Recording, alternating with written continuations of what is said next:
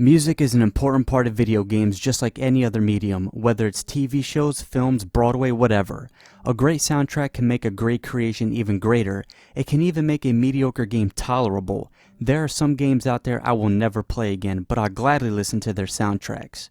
We often hear about project leaders behind games, or some of the designers, or the head of the company, but we don't hear much about the composers, the people who help bring these games to life through their music. This video is about Kirill Pokrovsky, and I've listened to a video pronouncing his name about 10 times, and that's the best I can do. If it's not the proper way, oh well, I'm doing my best. Now, Kirill was a composer for the music behind the Divinity series, up to Original Sin. Unfortunately, he passed away in 2015, but thankfully he was able to finish the soundtrack for Divinity Original Sin. And just to show you how important he was to the series, I'm going to name you the Divinity games he composed. Divine Divinity, Beyond Divinity, Divinity 2, Divinity 2 Flames of Vengeance, Divinity Dragon Commander, and Divinity Original Sin. He was there from the beginning and composed music for the series for 12 years, through all the changes to the formula, the gameplay changes, the changes in directions, and even through all of that, some things were constant, and Kirill was one of them. I decided to make this video for two reasons.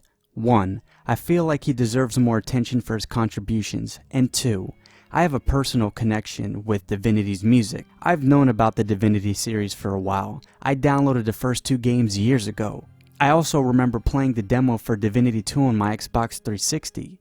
That was so long ago, so I knew about the games for a while, but I ignored them for the most part until last year when I reviewed Divine Divinity, the first entry in the series.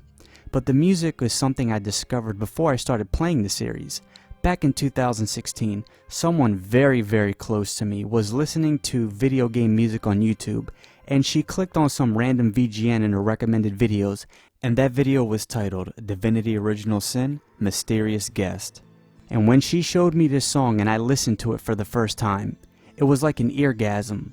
I can't think of a better way to explain it. I didn't understand the chorus or the context of the song, but after listening to it one time, I knew that this was one of my favorite VGMs. The person that showed me this song was really impressed and started explaining why she was impressed in ways I couldn't understand. She played different instruments like the electric guitar, piano, violin, and some other stuff, and she was really good. I saw it firsthand, so she was able to explain it to me in ways I couldn't understand. I don't really know much about music. I can just tell you whether I like it or not. It takes me a while to sit down and play newer role-playing games. Unfortunately, I haven't had the chance to sit down and beat Original Sin yet, but I have listened to the soundtrack and I love it. In 2017, I sat down and played Divine Divinity, and I liked the game. The soundtrack is fucking excellent. When I was playing it, I would let my character stand there, in a safe area, and just listen to the soundtrack, especially when I heard the song The Four Seasons Singing. That is one of my favorite songs in any video game. I love the way it kicks in and the way it sounds. You'll hear it in the background. After I beat Divine Divinity, I sat there and thought to myself, okay, I have to figure out who the fuck is composing these soundtracks. I thought it was different people, but no, it was one person, Kirill. I wanted to figure out more about this guy.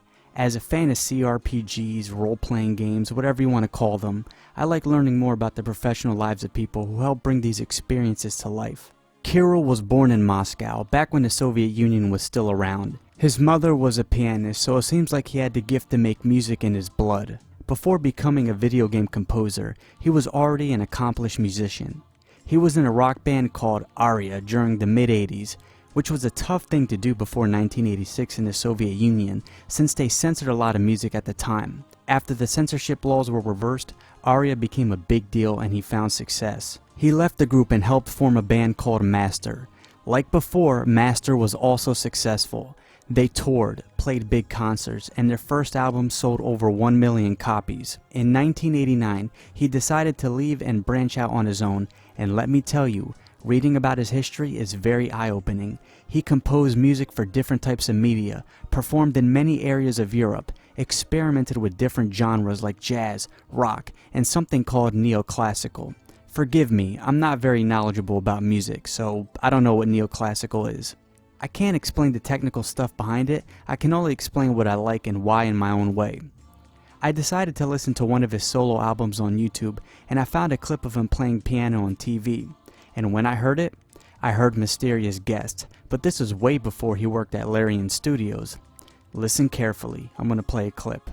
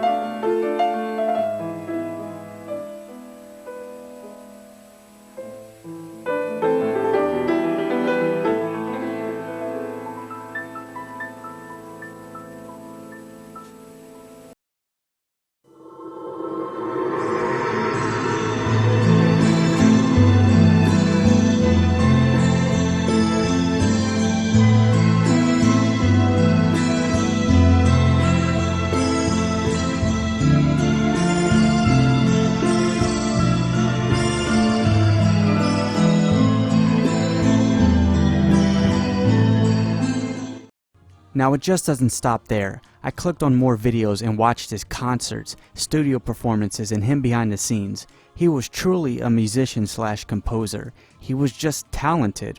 There is so much history of this man's professional career before Divinity that you can make a separate video about this stuff on its own. Larian Studios was formed in 1996, 6 years before the first Divinity came out, and this guy was there. He composed the soundtrack for their first game, Lead Wars. Lead Wars is a strategy game that was made in less than a year. I think 5 or 6 months to be exact. Honestly, I wasn't expecting much, but I do dig the soundtrack. It kinda gives me a Deus Ex vibe. Well, certain tracks do. And Lead Wars came out before Deus Ex, so I guess I should be saying some of the tracks in Deus Ex give off a Lead Wars vibe? I don't know. You should be hearing the song in the background. Now we get to Divine Divinity. This is where my personal experience with his music connects again. As I said before, I played Divine Divinity back in late 2017, about a year after hearing Divinity Original Sin soundtrack for the first time. I ended up enjoying the game, but goddamn I was pleasantly surprised by the music. To me, there are 3 types of video game music. The first type is, well, just there. Either the songs don't fit in the background or I just don't think it's very good. The second type of VGMs are the ones that complement the game. They do a good job in the background, but it's nothing phenomenal, it's just good. It does a good job, but it's not a major part of what makes a game great. And this is where Divine Divinity falls in, the third category. This is a soundtrack that not only helps the game, it's one of the best things about this specific experience. It helped make my playthrough more enjoyable. I like the game, and the soundtrack is one of the reasons why I like it. I'm trying to come up with a good way to explain it. If you close your eyes and listen to the songs, it can paint pictures in your head. It's very vivid and it's just quality. That's the best thing that I can say about it. It's a quality soundtrack. It jumps out at you when you play it. And I'm not just talking about Divine Divinity. I've listened to a lot of music in the Divinity series. I haven't heard the whole soundtrack to Dragon Commander, but that's the only one that I haven't really listened to yet. I've heard some songs, but not all of it. And there's just a lot of great music in this series. I recommend checking it out. Divine Divinity motivated me to make this video. After I made my review, I vowed that I would finish this one day. I believe this man needs to be more known throughout the gaming world. He did get some recognition when the first game came out. Reviewers did praise his music, although some people try to write it off as a bad Diablo clone. I disagree with that.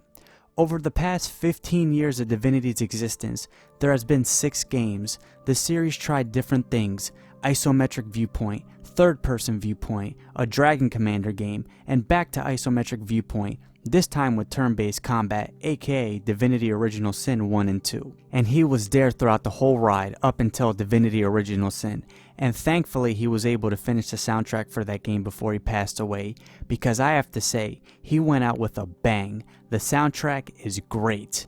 And it's fucking sad because when the series finally finds the right formula for them and they get a lot of recognition finally, no more shitty Diablo clone or bullshit like that.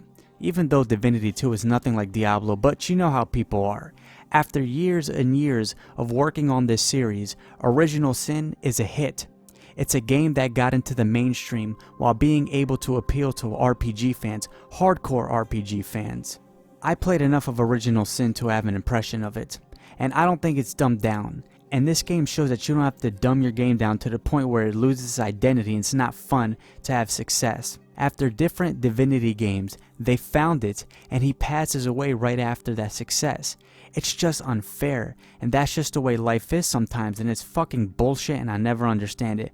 But at least he was able to finish the game's soundtrack, and the game got a lot of attention before he passed. And I hope he was able to enjoy some of that, because he deserved it. He deserved it just as much as the people that worked on the voice acting, the gameplay mechanics, the head of the studio, whatever. He was a major part of the contribution to that series and Divinity Original Sin, that specific game too. Plenty of people were able to hear his music because this game finally got a lot of attention after all these years, and hopefully it motivates people to check out the other games too so they can hear more of his music and check out the series. As the Divinity series keeps moving on and finding more success, I hope newer fans go back and appreciate the work he did for the series, and older fans go back and listen to his work. Now, I'm done talking. What I'm going to do is play 4 tracks that he made for the series. I picked 4 songs, and it's hard because there's lots of good stuff to go through, but I won't play the full songs. I'll just play snippets for time's sake. I recommend you go out and play the series and listen to the music. Rest in peace, Kirill. The person that showed me Mysterious Guest isn't around. She passed away 2 years ago, but a small part of our connection is due to the song Mysterious Guest, so that song brings back good memories. At least I have that, a lot of memories, and Mysterious Guest from Divinity Original Sin is one of them, so thank you for that. Enough talking, I will now play the music.